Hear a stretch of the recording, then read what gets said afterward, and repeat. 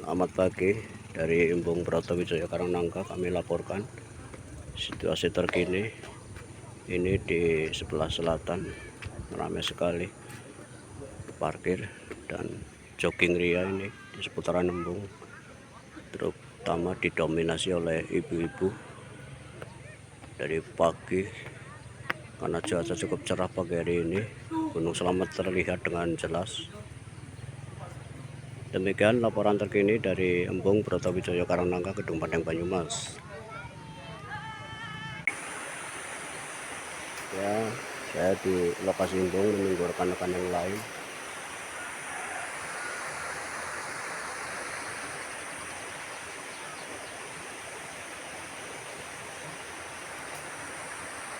Menyanyikan lagu-lagu yang bisa, Pak.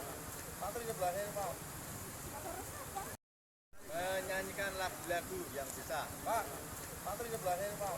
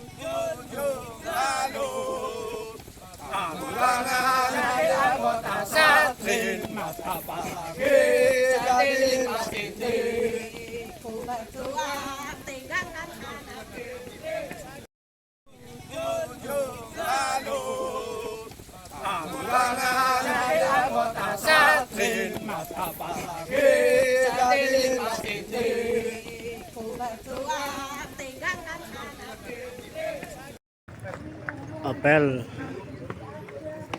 pembukaan pelatihan 1 Mas telah selesai. Para peserta istirahat untuk rehat di tempat warung Embung.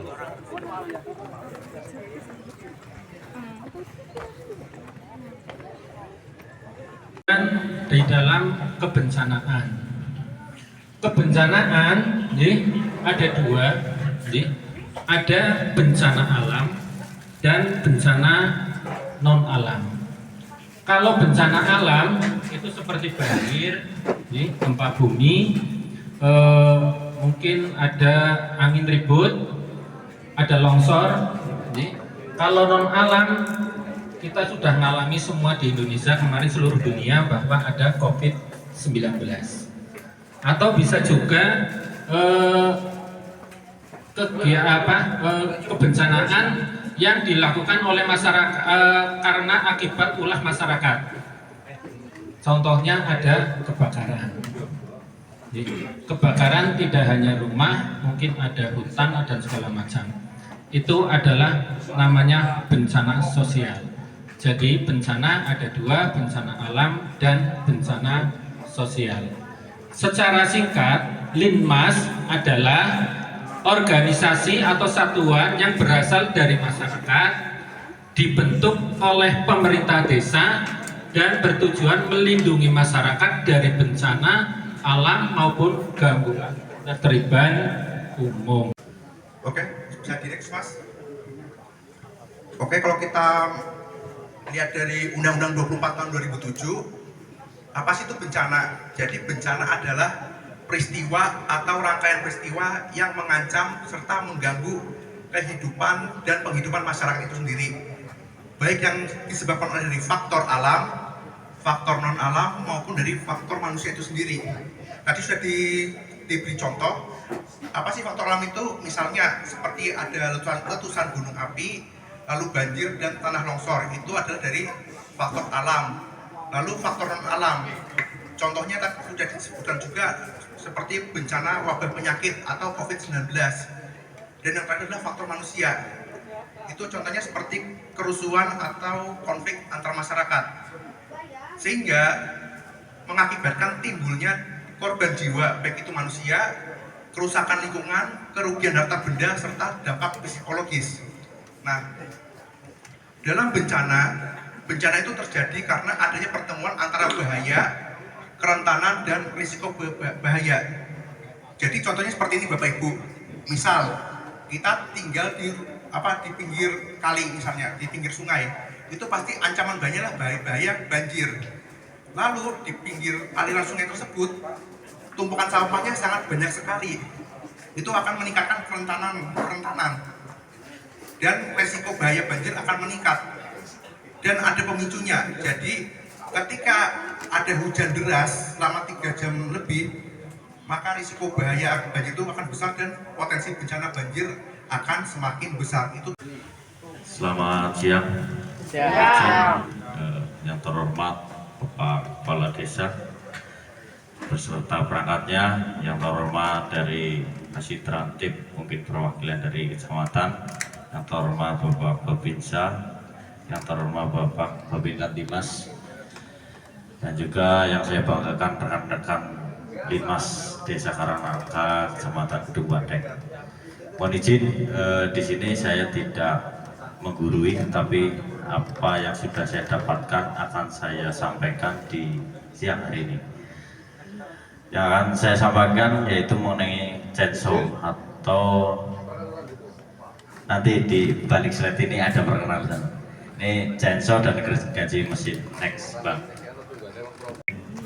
Yang perang saja di Banjaran itu sampai, tapi sekarang saya tinggal di Karangnanas karena lebih dekat dengan kantor, karena saya 24 jam 7 hari harus siap siaga, khususnya di lingkungan Kabupaten Banyumas.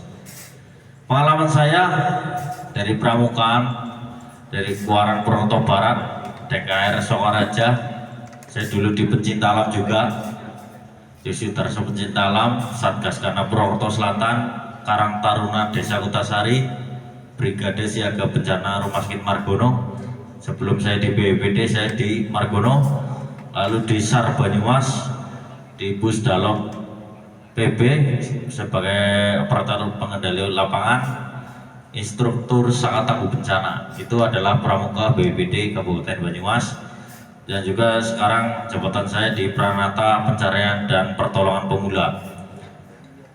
Sedikit dari pelatihan saya dari tahun 2001 hingga tahun 2024, terakhir 2025 kemarin, yaitu yang intinya pernah pelatihan di BNPB di Bandung pada saat itu tentang pengungsian, lalu juga ada teknis pertolongan di ketinggian itu di Basarnas Cilacap selama 7 hari, dan selanjutnya water rescue dulu di Batu Raden dengan Basarnas selama 7 hari, jungle rescue 3 hari di Desa Melung, lalu yang terakhir kemarin saya pelatihan gabungan heli rescue yang 1-2 Oktober saya di Wulnya Basarnas atau papan dari punya Basarnas. Yang tanggal 6-7 saya di Skadron 13 Pangkalan Udara Tentara Angkatan Darat di Semarang. Operasi penugasan terjauh saya di Operasi SAR erupsi Gunung Semeru tahun 2021. Next. Korban adalah korban, jangan sampai penolong menjadi korban. Yang pertama adalah helm pengaman pelindung wajah, visor atau kacamata pelindung. Jadi yang pertama kita perhatikan adalah kita harus menggunakan helm pelindung. Karena apa? Pada saat kita melakukan penanggulangan bencana atau penanganan darurat, ini adalah safety pertama kita.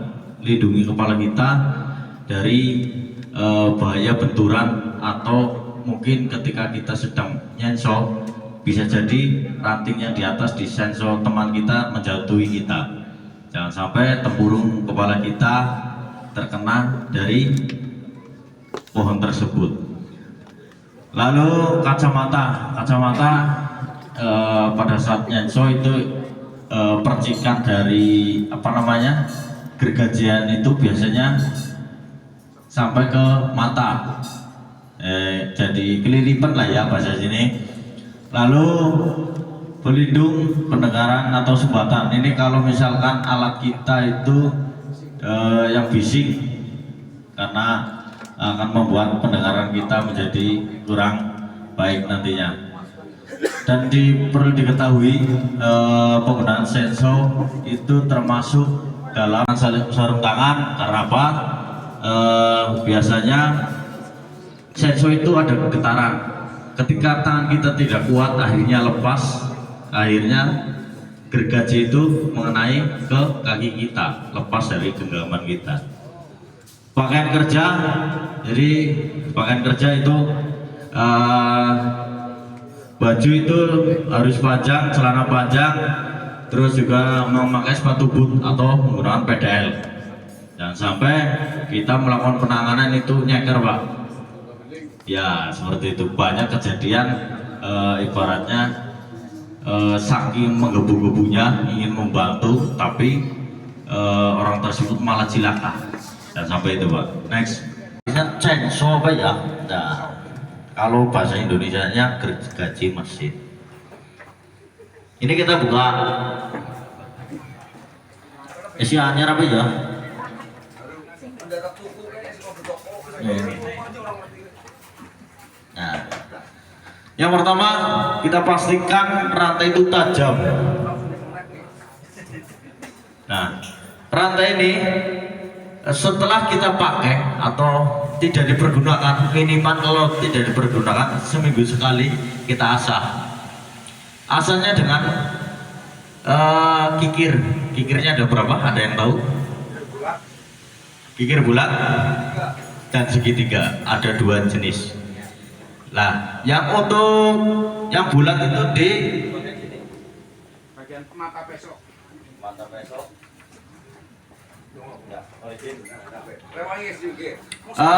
Kikir bulat itu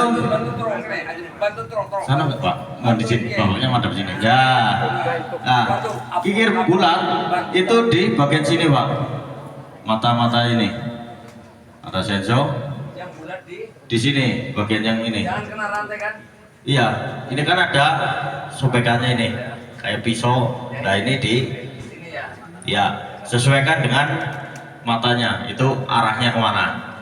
Dan juga kalau kikir segitiga itu biasanya di bagian yang sini. Ini, Bang. Dan tidak boleh kena rantainya ya. Iya, ini yang sebelah sini, kikir segitiga. Ya. Oke. Lalu rem tangan atau rem rantai. Kita pastikan ketika kita menyalakan jangan sampai rem ini itu terbuka seperti ini. Ini keadaan on, jelas langsung hidup ininya berputar. Kita pastikan dulu sampai bunyi berhenti normal. Lalu pastikan bahan bakar. Nah, ini bahan bakar. Ini di sini ada oli, di sini ada bensin yang campur dengan oli samping. Nah, selanjutnya oli pelumas sudah saya sampaikan, komponen pastinya semuanya murbaut terpasang dengan kencang. Next, Bang. Prosedur menggunakan mesin ini sudah mulai ya. Kita pastikan sensor ini di tanah yang datar. Selanjutnya adalah aktifkan rem rantai. Tadi kan kalau habis digunakan itu segera mungkin kita netralkan. Nah, ini posisi netral. Tekan tombol on off. Ini on off-nya ya, Pak. Yang merah. Dan selanjutnya tarik tuas cuk. Ada yang tahu cuknya? Nah, ini cuk. Langsung pegangan dipegang ini depan. Selanjutnya tarik starter. Sini ya, Pak. Saya coba. Anu langkah bensinnya gimana? Ada bensinnya enggak? Ada bensinnya enggak, saya tanya yang beli. bensin urung pundi lah. Oh ada. Tileke di tileke. Cek. Cuknya mana Sudah on. cuknya? Kita coba ya. Awas. Ini kan cuk ya. Tadi kan cuk kayak gini. Sudah nyala nih. Kita kembalikan lagi. Kalau sudah nyala, cuknya dikembalikan lagi. Kita mainkan. Praktek satu-satu.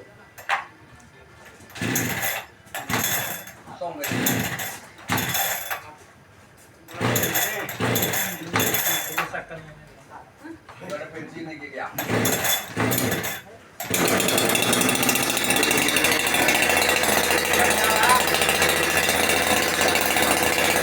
Setelah nyala seperti ini, kita pastikan dulu mesin itu panas.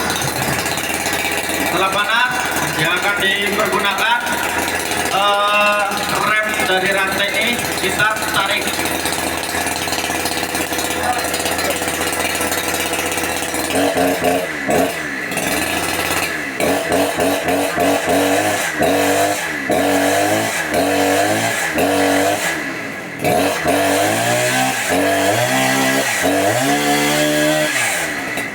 Setelah kita gunakan, kembalikan lagi di normal.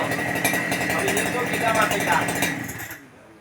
Menggunakan mekanika tubuh dalam kegiatan sehari-hari, biasanya badan kita akan menjadi sakit atau cedera. Pegang chainsaw, kedua tangan harus erat. Jangan sampai kita menggunakan chainsaw itu asal megang, takutnya jatuh ntar membahayakan rekan-rekan yang di sekitarnya. Akselerasi kan penuh, truk saat memotong dan biarkan rantai berputar pelan saat menyentuh kayu. Titik potong gunakan bagian tengah hingga pangkal bar untuk memotong. Hindari tendangan balik atau kickback. Biasanya kan kalau orang yang nyenso yang pertama itu mesti gradul. Nah, mesti seperti itu. Ketinggian pemotongan jangan sampai ketinggian di atas bahu. Jadi ketinggiannya jangan sampai di atas bahu kita. Biasanya kalau pohon tumbang itu tidak menentu ya Pak. Biasanya ada di atas pohon, di atas rumah. Itu kalau kita tidak berani, tidak memiliki skill yang benar-benar berani, jangan sampai kita melakukannya motong sendiri Pak. Kalau misalnya sudah terbiasa silakan. Kalau belum terbiasa jangan. Biasanya menunggu dari rekan-rekan kita yang akan menuju ke lapangan. Biasanya dari kita kan bisa naik ke atas rumah, nyenso di atas. Kalau misalnya bapak-bapak kepleset, nah itu malah bahaya lagi Pak. Ya seperti itu. Ya next.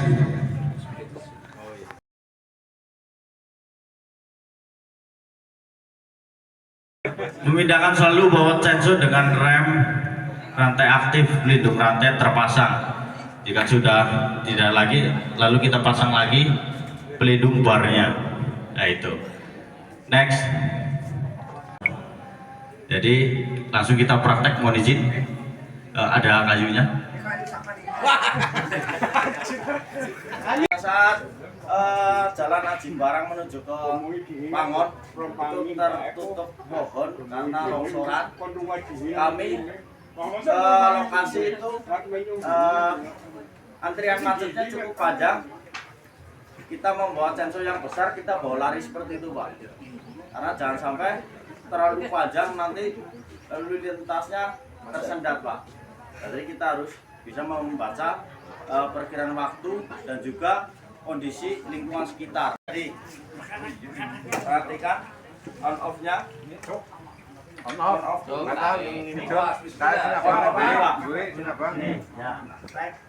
Lalu cuknya ditarik. Tarik. Nah, lalu di starter.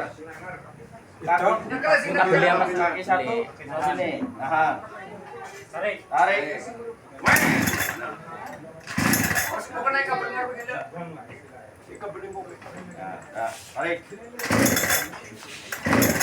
Kalau ini lu tekas sama apa ya?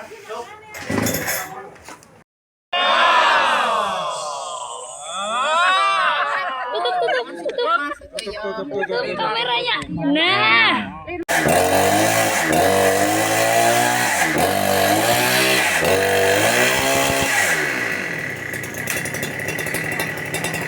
Silakan ini fungsinya untuk apa? Ini fungsinya adalah ketika kita menggunakan sensor, ketika kita menggunakan sensor kita perhatikan yaitu rem dari rantainya. Ketika kita mempergunakan, kita tarik sampai bunyi celek. Nah, sudah kita tarik. Seperti itu. Ketika selesai digunakan, kita kunci, kita netralkan seperti itu. Tapi kalau netral itu udah nggak berputar ya? Tidak berputar Pak, mohon izin.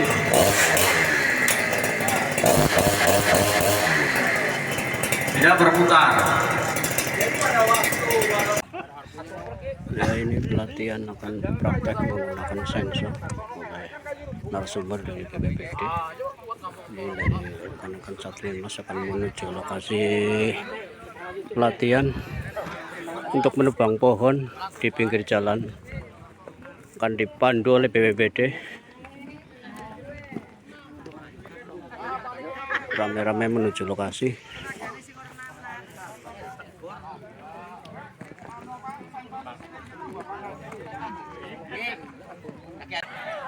Semangat, semangat menuju lokasi pelatihan. Kok HP-nya ngeheng, aku marah seko. Aku tambah ngeheng di situ yakin. Ya, ini Satlantas sedang menuju lokasi praktek pemotongan pohon yang dipandu narasumber dari BPBD.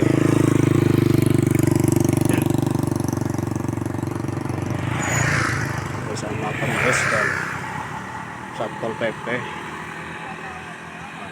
mendampingi ke lokasi.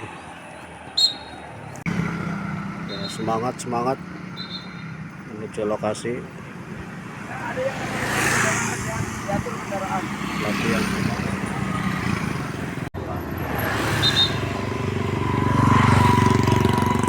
Ya, pelatihan pemotongan pohon oleh BPBD untuk Satlantas Karanganyar.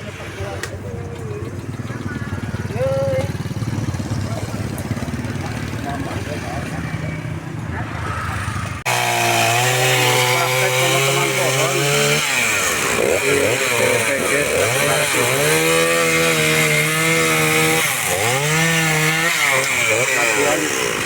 Satlantas Karanganyar.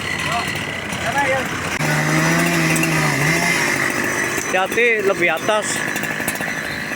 Ya, Pak Kantor sedang praktek pohon. Berhasil. Mudun sing ana Pak, sing wetan Pak, sing kebon Pak, tak sing kono Pak. Nana bae lah kebon ta. Mudun ngana. Cara menggunakan gergaji mesin atau sensor penggunaan pertolongan bencana alam. Ya, masih semangat ini untuk pelatihan hari ini, praktek cara menangani pohon tumbang dengan menggunakan sensor. Pelatihan Dinas hari ini.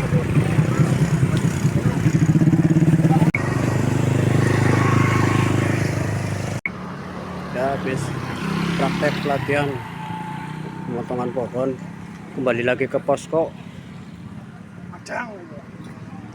untuk rehat setelah acara. Semangat.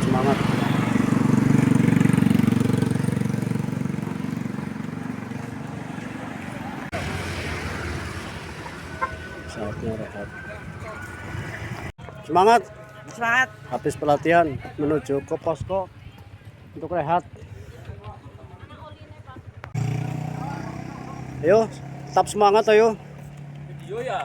Sudah dapat Video. ilmu Potong apa? cara pemotongan pohon. Ya. Semangat ya. Tetap semangat lah. Semangat. Kita rehat dulu ya. Ya, oke. Oke. Makan siang apa? Makan siang. Oh iya, siap. Siap. cara penggunaan sensor alat pemotong dengan mesin. Tadi saya amati untuk rekan-rekan. Yang pertama, ketika pada waktu melaksanakan pemotongan itu kan menggunakan mesin, bukan seperti kayak gergaji biasa. Itu jangan kita ikut motor maju depan. Ya. Kita sesuaikan saja ketika sudah di batangnya, kita main gas seperti itu. Jadi tidak usah didorong ya? Siap, nggak usah didorong, Pak. Ikuti saja alur dari rantainya. Ya. Lalu yang kedua, jika pohon itu melintang seperti ini, yang kita laksanakan jangan langsung potong di atasnya, Pak. Tapi kita bawahnya dulu agar apa, Pak? Tidak jepit. Biasanya kalau di atas duluan nanti pas pertengahan itu pasti akan terjepit rantai tersebut. Betul, dari saya tadi non sewa, saya ikutan. Saya pikir tadi motongnya dari bawah. Kalau saya, teori saya mungkin goblok gitu. Kalau saya Tadi kenapa nggak dilakukan seperti itu? Karena ranting dari pohon yang roboh tersebut banyak rantingnya, dan ketika kita potong dari bawah nantinya akan nyangkut, percuma kita. Jadi main di debat masih saya kita harus berpikir bahwasanya bagaimana langkah yang lebih efektif dan juga cepat. Nah, seperti itu tadi. Dan juga saya mohon Pak Kades, mohon rekan-rekan Satlimas ini APD-nya tolong dipenuhi Pak Kades ketika rekan-rekan ini bertugas. Ibaratnya rekan-rekan ini kan ibaratnya sebuah lembaga yang resmi dan juga ada peraturannya di Permendagri juga ada, lalu juga di peraturan penanggulangan bencana juga termasuk di situ, Pak. Jadi bahwa Bapak ini itu ibaratnya lembaga yang resmi dan juga jangan disamakan dengan ormas, bahwa di sini semua dilindungi dengan undang-undang. Jadi ketika saya harapkan ketika terjadinya bencana, bapak-bapak dan ibu-ibu di sini bisa berpartisipasi, lebih khususnya lagi di lingkungan Karanaka ini. Biasanya kalau Izin Pak, saya izin. seperti itu yang tadi saya sampaikan pada rekan-rekan semuanya, ketika terjadi di Karanaka ini terjadi bencana, biasanya di sana-sana ketika terjadi bencana adalah wisata bencana. Banyak orang yang berbondong-bondong datang untuk bervideo di situ, akhirnya menghambat proses penanganan darurat. Saya mohon kepada rekan-rekan Satlimas, ketika terjadi sesuatu rekan Satlimas ini, saya percaya rekan-rekan semuanya ini adalah linmas yang tangguh. Terbukti bahwa umur saya dengan umur bapak-bapak ibu-ibu itu jauh sekali, namun semangatnya tetap membara. Terima kasih, Pak. Jadi saya pernah diberikan pesan dari parti saya, dulu juga saya ikut di komponen cadangan, jangan mengharapkan apa yang negara berikan kepada kita, tapi apa yang kita dapat berikan kepada negara ini. Cukup sekian dari saya, banyak kata, banyak salah, saya mohon maaf yang sebesar-besarnya. Wassalamualaikum warahmatullahi wabarakatuh.